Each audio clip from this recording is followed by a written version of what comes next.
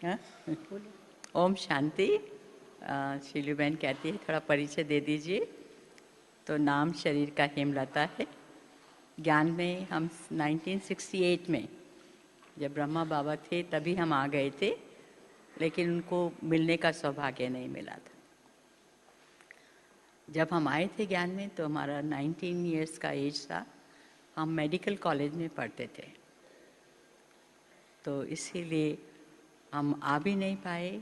फिर बाबा का अंतिम संस्कार हुआ, तभी भी हमने अपने पिताजी से बहुत रिक्वेस्ट किया, तभी भी नहीं आ पाए। तो हमने बाबा को पत्र लिखा था। पत्र के 3 भाग थे। एक भाग में अपना परिचय दिया, हम कुमारी हैं, स्टूडेंट है, ये किया। दूसरे में हमने बाबा की कौन कौन सी बातें हमको अच्छी लगी उसके बारे में कहा।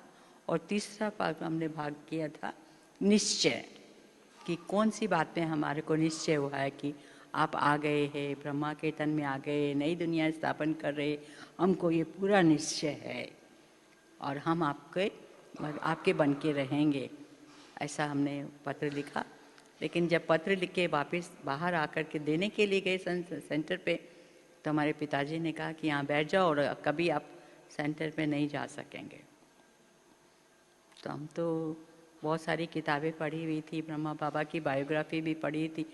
तो हमने सोचा शायद हमारा पार्ट जो है फ्री होने के बदले बंधन वाली आत्मा निकले हैं। तो हम दूसरे दिन सेंटर पे गए, सुबह नहीं जा पाए लेकिन शाम में गए, तो पत्र भी दे दिया। और हमारी बहन जी ने बोला कि आप जो है अभी मुरली सुन के जाना।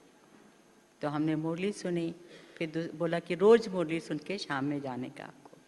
तो हम रोज़ जाने लगे। 2 दिन हमने मुरली सुनी। हमको इतनी ताकत आ गई, वो पत्र जैसे बाबा के पास पहुंच ही गया, ऐसा लगा मुझे।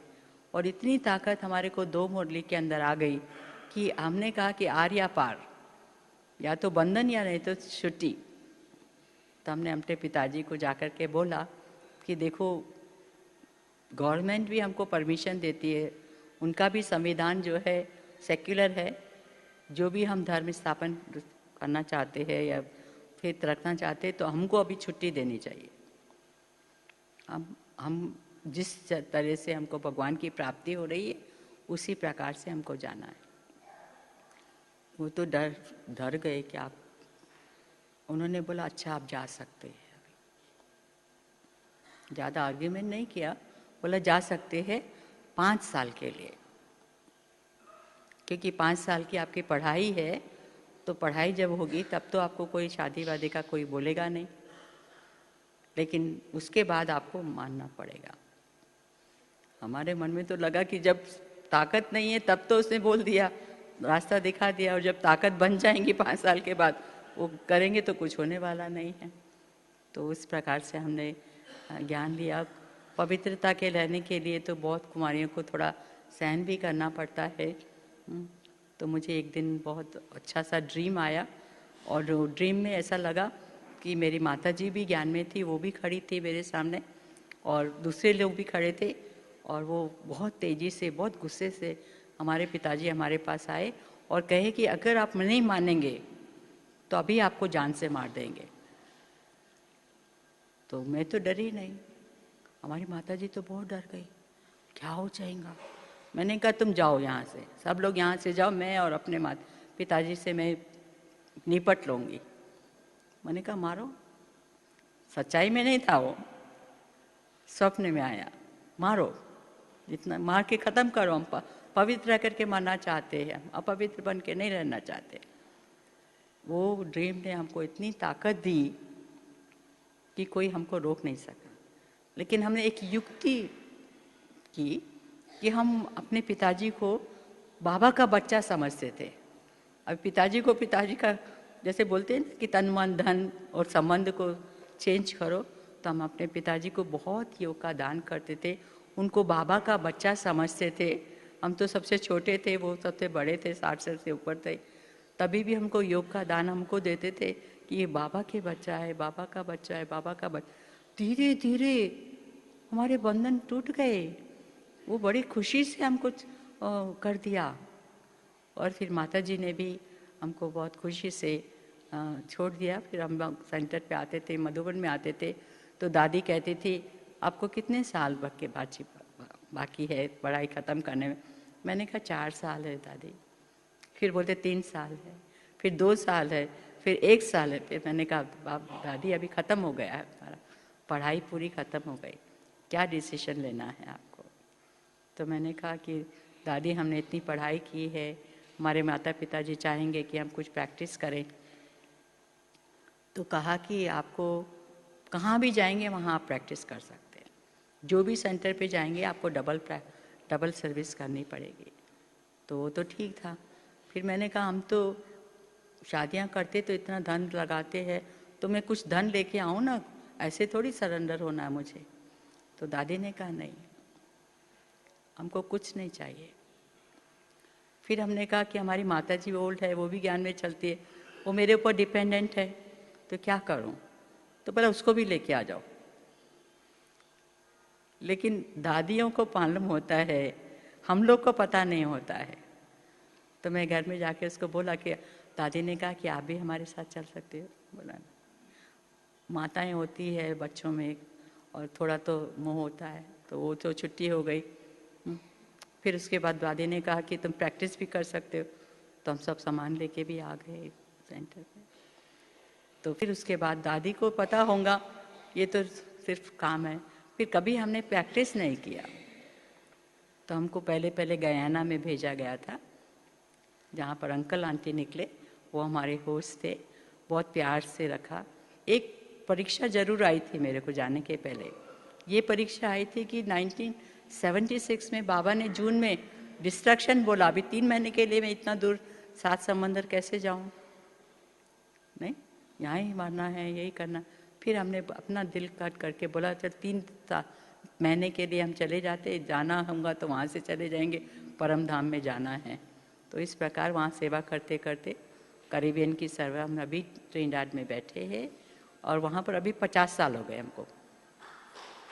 यहाँ ये साल 50 साल हो गया, ये मार्च के महीने में ही 50 साल हुआ। अभी 28 को गए थे हम यहाँ से मार्च में, तभी 50 साल हो गया। अभी वहाँ का विस्तार करेंगे तो बहुत हो जाएगा।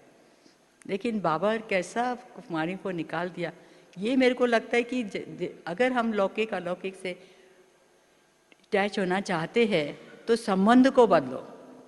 ये मेरा पिता है, ये मेरी माता है, ये मेरा भाई है, नहीं कुछ नहीं, बाबा के बच्चे बन करके उनको साकार दो, सब बंधन टूट जाएंगे। अच्छा,